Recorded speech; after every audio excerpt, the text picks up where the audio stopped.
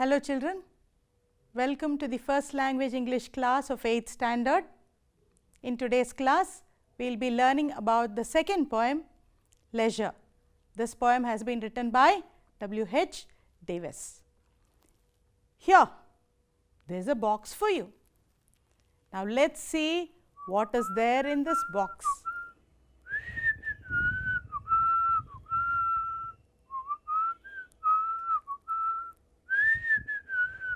Yes, you see there is somebody reading, there is somebody playing music, someone is painting, yes, someone's gardening and someone's cycling, yes, and then there is rafting, wow, and somebody is also cooking.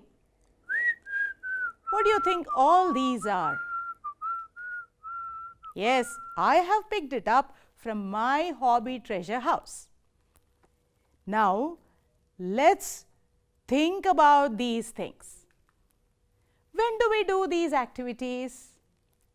Do we do it when we are busy or do we do it in our free time? Yes, we do it in our leisure time or leisure time. Now, children, I want you to see that I have brought in two ways of pronouncing this particular word. The first one is pronounced as leisure. The second pronunciation says leisure. Now, both are right. The first one is the British way of pronouncing. The second one is the American way of pronouncing it. I will follow the first one.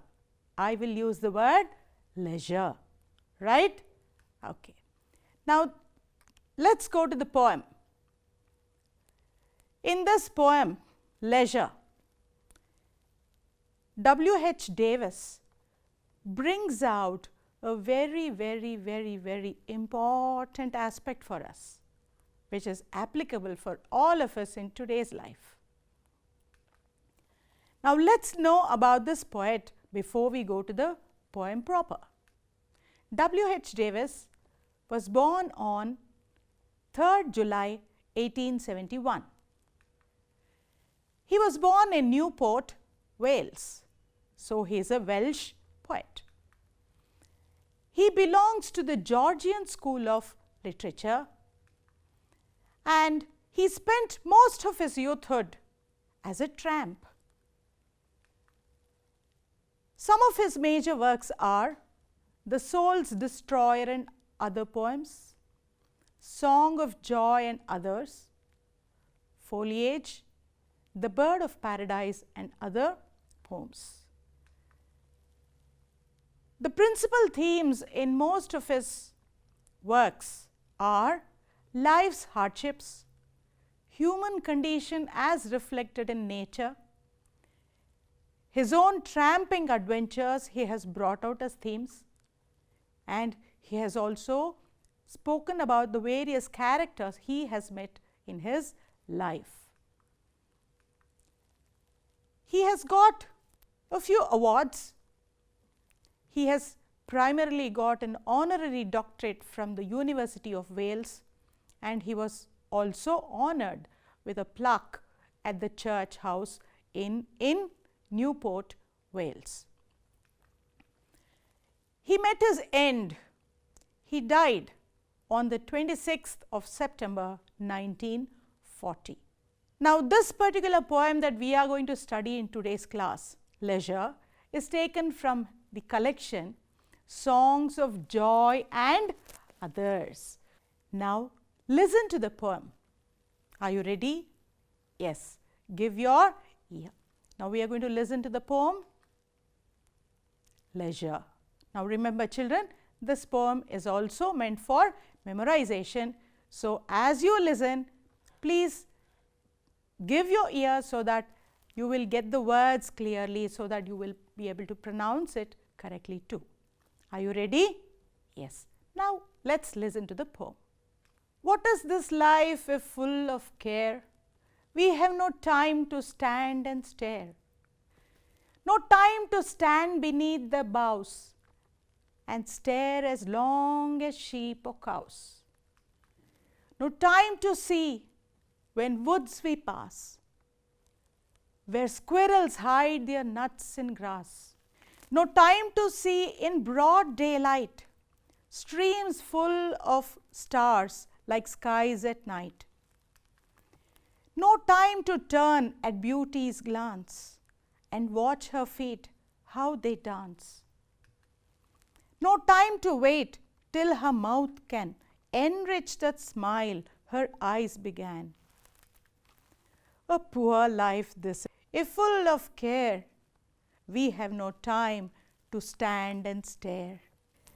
Did you like the reading of the poem, children? Yes. Now, let's guess the meaning of the new words that you have come across in this poem. Now, look at the first word that is coming up. What is the first word? Bow. So, here is a clue. Here is a clue for you.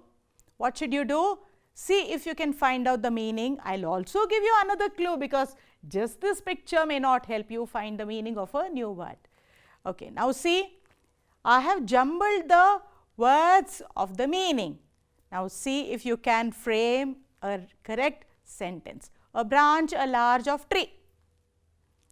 Okay, let's check the right answer.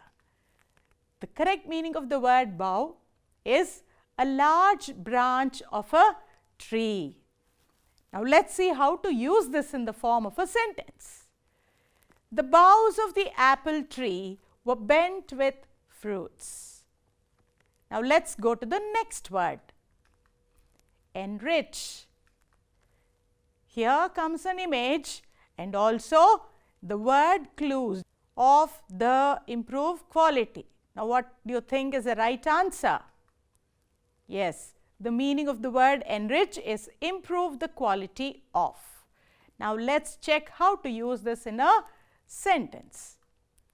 Students should use their time to enrich their skills. Let's move to the next word. Stare. What is this cat doing? Yes, it is staring. So what is the meaning now? Let's look at the clue. Great at look, something with concentration too. Could you get the meaning? Let's check it. To look at something with great concentration. Can you see how it is looking deeply into something? Yes, that is the meaning of the word stare. Now let's see how to use it in the sentence. When the woman screamed, everybody stared at her. Beneath is the next word. Now let's see, where is the cat here? Yes, it is beneath. So what is the meaning? Let's check. Than, lower, at, level. That's the clue. Let's put it in an order and find out the meaning. At a lower level than. That's the meaning of the word beneath. In simpler words, underneath. So where is the cat here? The cat is looking from underneath or beneath the carpet. So that's how we use it in a sentence. Now let's go and appreciate the poem. Let's look at the various aspects that help us understand and appreciate the poem. Now, how many lines are there in this poem? Can you count quickly? Yes, this poem Leisure has 14 lines. Yes, the minute I say 14 lines, what is the other concept that comes to your mind, children? Yes, that it's a sonnet. But wait, don't come to a conclusion. This poem is not a sonnet. So then what is it? Now, it is a poem which has 7 rhyming couplets. 7 rhyming couplets. So you may have a doubt, what is a couplet? So let's check what is a couplet. Now what is a couplet? A couplet is a pair of lines. So it is a pair of lines. Now we will generally consider it as one unit that rhymes. So if there are 2 lines, these 2 lines will have the end rhyme. And then what is the other speciality of a couplet? Generally they have a same meter. Now let's quickly understand the concept of the meter with an example. Now look at this couplet here. No time to stand beneath the boughs and stare as long as sheep and cows. Okay? So here it is a pair of lines and then it rhymes. Boughs rhymes with the word cows. Now let's understand what is a meter here. Now count on your fingers. No time to stand beneath the boughs. What did you count? You're counting the syllables, right? Count with me again. We will count the syllables of the next line. And stare as long as sheep and cows. Yes, that makes it 8. So, do we have 8 syllables in the first one? Yes, we do have. And what about in the second one? Yes, there also we have 8 syllables. Now, when we say that this poem has 7 rhyming couplets, that means all the lines in this poem have 8 syllables. Check it out, children. This is a small task for you. Now, let's quickly go to the poem proper. These are the first 2 lines of the poem, or this is the first couplet. What is this life if full of care? We have no time to stand and stare. Look at the question mark here. Do you see the question mark here? Yes. So, this tells us the poet is asking a question here. What is the question that the poet is asking? What is he asking? Yes. What is the question? The poet asks a simple question, but it is very profound to the readers. So, what is he asking? He asks, what is the value of this busy life if one has no time to stand and stare and enjoy the immediate surroundings in which we are living? Now, let's identify the number of syllables in these words. What is this life if full of care? Now, do you see what is the number I have put under each line, each word there? We have no time to stand and stare. Yes. Could you find the uniqueness of the first couplet? Yes, children. The uniqueness of this couplet is that it has all monosyllabic words in it, which means it has 16 monosyllabic words in it, which makes this particular couplet very, very unique. And that's why most people, even to this day, when they talk of the poem Leisure, they remember these 2 lines very well, because it is very catchy and you can easily memorize these lines. Let us add the rhyming words that we found in this couplet onto our rhyme wall here. We have a rhyme wall, and after each couplet, we will add our rhyming words onto this wall. Shall we start? Now, what was the rhyming words that you found? Quickly tell me. Yes, good. That is the one. Care, stare. So, these are rhyming words. Now, let's move to the next couplet. What does it read? It says, no time to stand beneath the boughs and stare as long as sheep and cows. No time to stand beneath the boughs. So, you see the picture of a bough there. It means it's a large branch. We have no time to stand there and stare as long as sheep and cows. If you have lived in a countryside, if you have lived in a village, you will understand how these animals find all their time to stand and stare. Now, the words that suggest that the poet is talking about nature here are the clues. Yes. Can you tell me what are the words that you came across in this couplet? Yes, I gave you a hint. The first one is boughs. Next one is cows. The third one is sheep. I already have given another clue here for the next concept, something which we will put on a wall. Keep it in mind. Yes, what is it? We have to add the rhyming words that you just saw onto our rhyme wall here. What is it, children? Bows, cows. Very good. In the second couplet, what does the poet say? The poet basically shows his interest in the countryside or the village side. He also highlights the contrast between the human and the animal conditions, and he subtly suggests that animals are much better when it comes to enjoying their leisure time. Do you agree with this, children? Now let's move to the next couplet.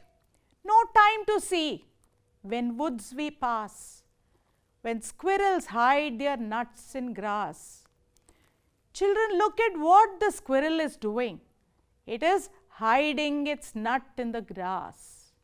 In the third couplet, the poet tries to show to the reader that he is a keen observer of the little beauties of nature that provides joy. He also subtly stresses on the fact that busy men are missing out on very many small things in life that really bring joy. Now let us add the rhyming words of this couplet to the rhyme wall. What were they? Pass, grass. Very good. You are very quick. Now let's look at the fourth couplet. No time to see in broad daylight, streams full of stars like skies at night. Look at the imagery that is given here. We will talk a little more about it. Meanwhile, keep an eye on the rhyming words each time you come across a couplet.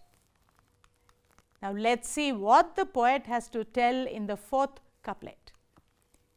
He says, he mourns the lack of time for watching brooks or rivers or creeks, where he has concocted to see stars during the day, just as he observes the night sky filled with those objects.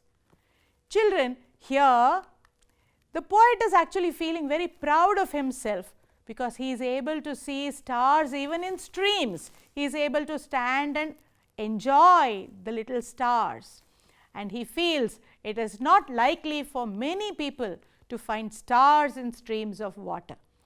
Most people see stars only at night in the skies, but how many of them enjoy standing and looking at the glittering water which appears to be having stars in it during the day?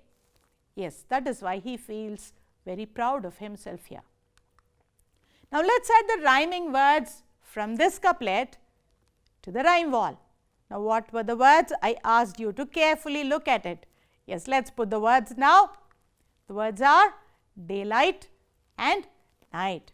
Very good. Yes, before we move to the next one, we have figures of speech here. Now let's look at this light.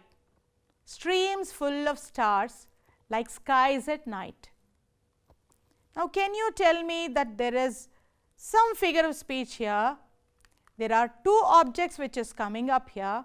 One is streams full of stars, skies also filled with stars. So here what are the two objects that are compared here? The stream is compared to the night sky. So both of them have something in common. What is it? Glittery, starry objects in them. Now when we use such objects to compare two things and look at it, we have the word like in the sentence. So look at this, we have the word like here. So what is the figure of speech? Very easy, right? It is simile. Very good. So let's move forward and see what is the next couplet wanting to tell us. No time to turn at beauty's glance and watch her feet how they dance. Children, I want you to enjoy this picture for a second. No time to turn at beauty's glance and watch her feet how they dance. Now watch her feet. Now can you see her feet here? Can you see? Now let's think what we are talking about. No time to turn at beauty's glance. Now what do you think beauty here means? Yes, it means nature. So we don't have time to stand and observe her beautiful dance. Now I have just given a small picture here, but children, please Make time to see that there are so many beautiful little things around you happening every day, but we are missing out on them. And that's what we mean by saying we are not able to see her dance. So, we are missing out on the beautiful aspects of nature. In the fifth couplet, the poet wants to say, he wants to bemoan the fact that there is no time for us to stand and watch nature's beauty. We are missing it. Come on, let's add the rhyming words now to the rhyme wall. What are the rhyming words you saw here? Glance and dance. Very good. Glance and dance. Now, here again we find a figure of speech. What is it? No time to turn at beauty's glance and watch her feet, how they dance. So, here we have personification. Nature is given the quality of the person. Here I have given the comparative aspect so that you can make out that the nature is compared to a woman here. Now, let's move to the next couplet. No time to wait till her mouth enrich that smile her eyes began. In the sixth couplet, the poet is lamenting, feeling very sad that there is no time to stop and watch a woman smile, as it begins from her eyes and then spreads to her mouth. Now, let's add the rhyming word to our rhyme wall. Can, began. Did you get this? Yes, I am sure you have got this.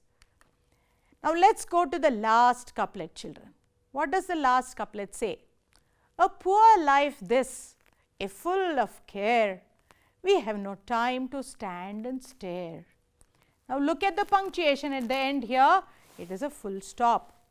A poor life this, a full of care, we have no time to stand and stare. So, he is saying that the life is so poor because we do not have time to stand and observe all these beautiful things in life. We have wasted our lives. Now, in this couplet, ultimately he is making a moral judgment for the whole humanity, for his fellow men. He makes it very clear that he finds all the busy people lacking. What are they lacking? They are lacking the aesthetic sense. They have lost the capacity to enjoy little beautiful things around them. So, that is what he feels that we are all lacking. Now, look at this beautiful comparison of the first and the last couplets, children. What is this life if full of care? We have no time to stand and stare. This is the first couplet. Now, what does the last couplet say? A poor life this, if full of care, we have no time to stand and stare. The question asked in the first couplet, what is he asking here? What is this life?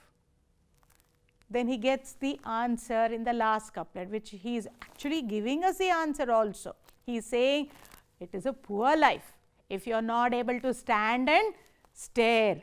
If you are saying no time and you are not standing and staring, then you are actually wasting your time and your life is a really poor one and there is no use of your life. That is what the poet has to say.